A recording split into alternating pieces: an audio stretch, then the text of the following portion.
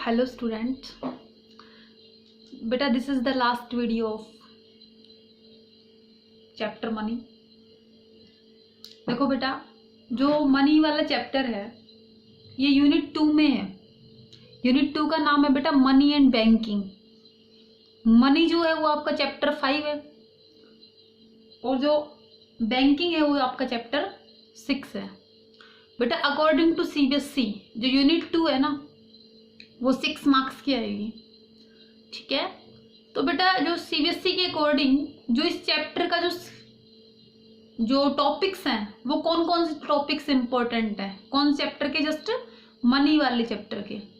सबसे पहले तो बेटा देखो इसमें टॉपिक्स इंपॉर्टेंट है। एक तो money, meaning and supply of money, currency held by the public and net demand deposit held by the commercial bank. सिर्फ ये टॉपिक है बेटा जो सीबीएसई में यहां से क्वेश्चन आता है, ठीक है। कौन कौन से? Money, meaning and supply of money, currency held by the public and net demand deposit held by the commercial bank, ठीक है। तो हम जो टॉपिक्स आएंगे जस्ट उनको एक बार फिर से फोकस करते हैं और बाकी सब इंपॉर्टेंट होता है बेटे, क्योंकि ये टर्म्स जो हैं जितनी भी यूज की जाती है, कहीं पे भी यूज की जाती है, चाहे वो पावर बूस्टर है, चाहे वो हॉट्स है, चाहे सीबीएसई क्वेश्चंस हैं, कहीं भी ये टर्म्स यूज होती है, इनका कहीं भी कहीं ना कहीं जिक्र आएगा तो वहां पे डाउट क्रिएट होगा। इसलिए हर चीज को केयरफुली पढ़ो, सब चीजें इंपॉर्टेंट है, ठीक है। तो हमने क्या कहा, सबसे पहले हम क्या करेंगे, मनी का मीनिंग क्या होता है। देखो money is anything which is generally accepted as the medium of exchange. बेटा मनी वो चीज है जो जर्नली एक्सेप्टेड है, जो एक पूरे कंट्री में सबके द्वारा एक्सेप्टेड है, वो क्या हो गई, मनी हो गई, ठीक है। As a medium of exchange, जिसको एक मीडियम ऑफ एक्सचेंज के रूप में एक्सेप्ट किया जाता है, जिससे क्या होता है, आप जिसके माध्यम से क्या कर सकते हो, आप सेल परचेज कर सकते हो, ठीक है। मेजर ऑफ वैल्यू का मतलब होता है बेटा मनी एक ऐसी चीज है जिससे आप क्या कर सकते हो, हर गुड का, सर्विस का मेजरमेंट कर सकते हो, उसकी वैल्यू का मेजर कर सकते हो कि उसकी क्या कीमत है। स्टोर ऑफ वैल्यू का मतलब होता है आज आप मनी को इजीली स्टोर कर सकते हैं, ठीक है। और and means of standard of deferred payment का मतलब क्या होता है, आज मनी की वजह से ये पॉसिबल हुआ है कि आप उधार में ट्रांजेक्शन करते हैं, ठीक है, और फ्यूचर पेमेंट करते हैं, ठीक है। मतलब आज आप ट्रांजेक्शन करके उसकी पेमेंट जो है उसको पोस्टपोन कर सकते हो। ये कब पॉसिबल हुआ, मनी के इस फंक्शन की वजह से, स्टैंडर्ड ऑफ डेफर्ड पेमेंट की वजह से। तो बेटा मनी के बारे में हम क्या कह सकते हैं, money is anything which is generally accepted as a medium of exchange, measure of value, store of value and means for standard of deferred payment, ठीक है भाई। ये होती है मनी की डेफिनेशन।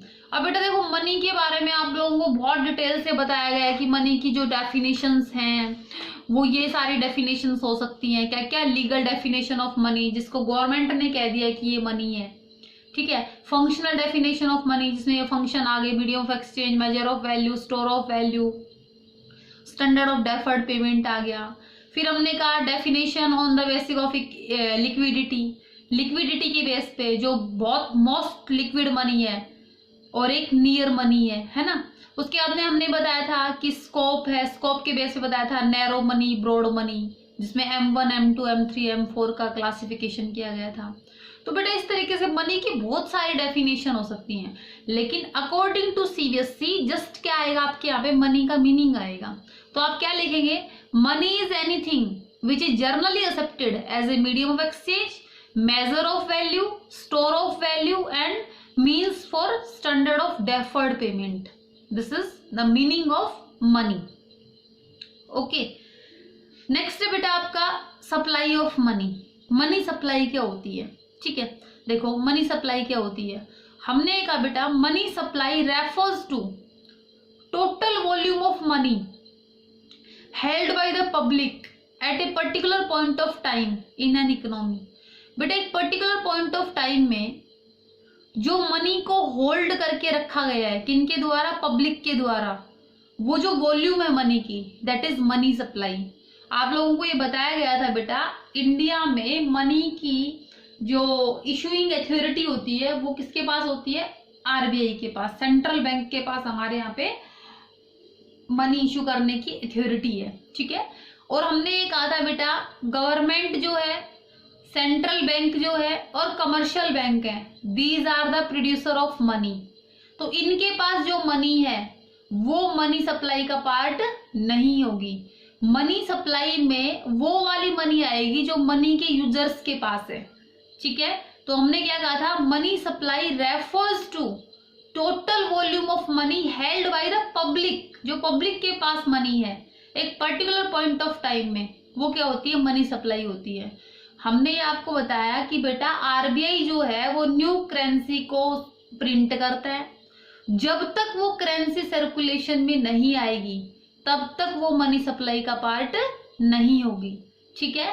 तो मनी जो है वो सर्कुलेशन में कैसे आती है, से गवर्नमेंट एम्प्लॉयज है उनको सैलरी पे की जाती है, तो उसके थ्रू जो न्यू करेंसी है वो सर्कुलेशन में आ जाती है गवर्नमेंट के थ्रू, फिर पर्सन्स के थ्रू आ गई, इकोनॉमी में सर्कुलेट हो गई। या फिर क्या होता है बेटा, आरबीआई जो है ना वो कुछ बैंक्स को नॉमिनेट करता है और उनके थ्रू क्या करता है, मनी को सर्कुलेशन में डालता है, ठीक है। तो इसमें क्या हो गया बेटा, मनी सप्लाई जो है वो वाली क्वांटिटी ऑफ मनी होती है जो पब्लिक के पास है, जो इकोनॉमिक सर्कुलेशन में है, जो मनी एक पर्टिकुलर पॉइंट ऑफ टाइम में।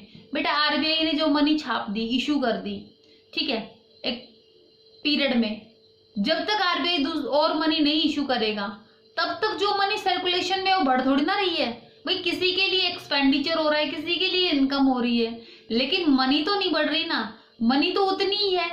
जब तक कि आरबीआई और करेंसी को इशू ना करे तब तक मनी की क्वांटिटी उतनी ही है जितनी की मनी सर्कुलेट की गई है आरबीआई के द्वारा, ओके।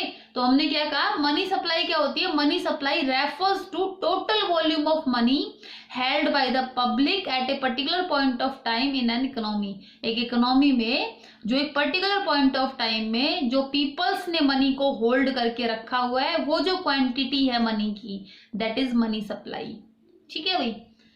अच्छा, नेक्स्ट आपको ये बताया गया था बेटा मनी सप्लाई को अंडरस्टैंड करने के लिए जो हमारी सबसे बेस्ट मेजरमेंट जो होता है ना बेटा, दैट इज M1, ठीक है। उसमें क्या होता है बेटा, M1 में आपको ये बताया गया था, currency and coins with the public, demand deposits of commercial banks and other deposits with RBI. अब बेटा आपको पता है, देखो हमने क्या कहा था, currency and coins with peoples, public. इसमें क्या आता है, it consist paper note and coins held by the public. जो भी कॉइन्स और पेपर नोट जो पब्लिक के पास है वो सब कहाँ किस में आ जाएंगे, करेंसी एंड कॉइन्स में आ जाएंगे। अब आपको पता है कॉइन्स की डिनोमिनेशन क्या है, 1 रुपीज कॉइन, 2, 5, 10, और जो पेपर नोट्स होते हैं वो क्या है, 2000 है, 500 है, 200 है, 100 है, उसके बाद में 50, 20, 10, ठीक है। ये क्या हो गई, पेपर नोट की डिनोमिनेशंस हो गई, ठीक है। और करेंसी जो मनी होती है क्या होती है, फिएट मनी होती है, क्योंकि वो गवर्नमेंट के ऑर्डर से इशू की जाती है। और क्या होती है, लीगल टेंडर मनी होती है। अब लीगल टेंडर मनी में क्या हो जाता है, कोइंस क्या हो गए, लिमिटेड लीगल टेंडर हो गए, क्योंकि ट्रांजेक्शन के ड्यूरिंग हम कोइंस का बहुत ही लिमिटेड यूज कर सकते हैं। और अगर हम बात करें किसकी, पेपर नोट की, तो क्या हो गए, अनलिमिटेड लीगल टेंडर हो गए। मतलब जो हमारे पेपर नोट्स है उनको हम ट्रांजेक्शन में पेमेंट करते वक्त बहुत सारा उसको यूज कर सकते हैं, ठीक है। तो ये थी आपकी लीगल टेंडर मनी होती है करेंसी एंड कॉइन्स, और क्या होती है, फिएट मनी होती है कि गवर्नमेंट के ऑर्डर से ही इशू की जाती है, ठीक है बेटे। तो आपको समझ में आ गया currency and coins with public क्या होता है। नेक्स्ट पे आपको बताया था demand deposit of commercial bank. जो कमर्शियल बैंक है ना उनके पास जो डिमांड डिपॉजिट है वो यहाँ पे आएगी। अब देखो आपको पता है डिमांड डिपॉजिट्स क्या होती हैं, जो भी पब्लिक जो होती है ना वो सेविंग अकाउंट में जो पैसा रखती है, और जो करंट अकाउंट में जो बिजनेसमैन पैसा रखते हैं, ये जो होती है ना बेटा, ये दोनों डिमांड डिपॉजिट्स होती हैं। मीन्स जब भी जो पर्टिकुलर पर्सन है, इंडिविजुअल जो है वो डिमांड करेगा तो वो क्या कर सकते हैं, विड्रॉ कर सकते हैं। ये क्या होता है, चेकेबल डिपॉजिट, चेकेबल विड्रॉल हो सकता है इनका, चेक के थ्रू इनको विड्रॉ किया जा सकता है, ठीक है बेटा। तो हमने ये कहा था demand deposits of commercial bank होती है ना बेटा, एक 2 टाइप की होती है। एक तो होती है ग्रोस, और एक क्या बताई थी, नेट बताई थी। तो ग्रोस में बेटा क्या होता है, इंटर बैंकिंग क्लेम्स होते हैं।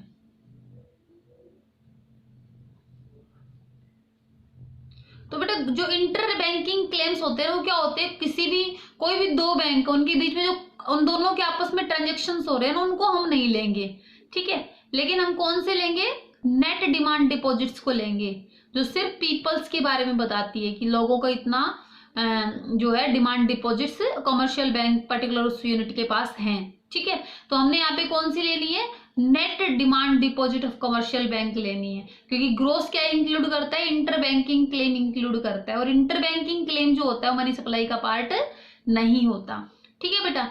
नेक्स्ट है भाई आपका अदर डिपॉजिट्स विद आरबीआई।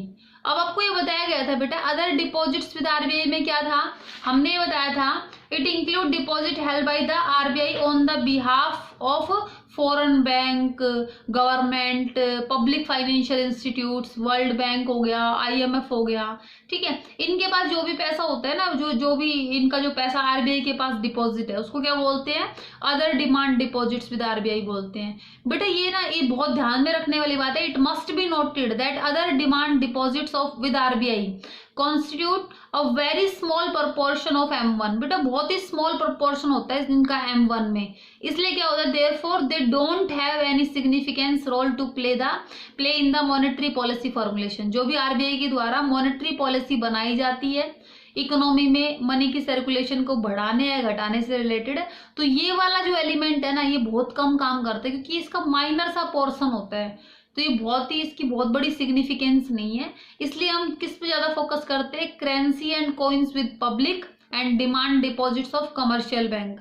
और ये कौन से डिपॉजिट्स, नेट डिपॉजिट्स, ठीक है बेटे। नेक्स्ट आपको ये भी बताया गया था कि हाई पावर्ड मनी क्या होती है। हाई पावर्ड मनी बेटा वो मनी होती है जो पब्लिक के पास जो करेंसी है ना वो सबसे हाई पावर मनी है। मतलब इमरजेंसी सिचुएशन में जितनी जो करेंसी एक पर्टिकुलर पर्सन के पास है, जितनी वो तुरंत काम आ सकती है ना, उतनी बैंक में डिपॉजिट जो पैसा वो काम नहीं आ सकता तुरंत, ठीक है। तो क्या होती है जो हाई पावर्ड मनी क्या होती है, currency held by the public. और क्या हो गया, cash reserves with the banks. जो बैंक्स के पास जो कैश रिजर्व है ना, उनके पास जो कैश रखा हुआ है वो भी सबसे हाई पावर्ड मनी है, क्योंकि इमरजेंसी में उनका वही पैसा सबसे पहले काम आएगा, ठीक है बेटे। उसके बाद में आपको M1 M2 M3 बताया गया था, वो सिलेबस में नहीं है, सिर्फ सिलेबस में क्या है आपको बता दिया गया सिलेबस में क्या क्या है।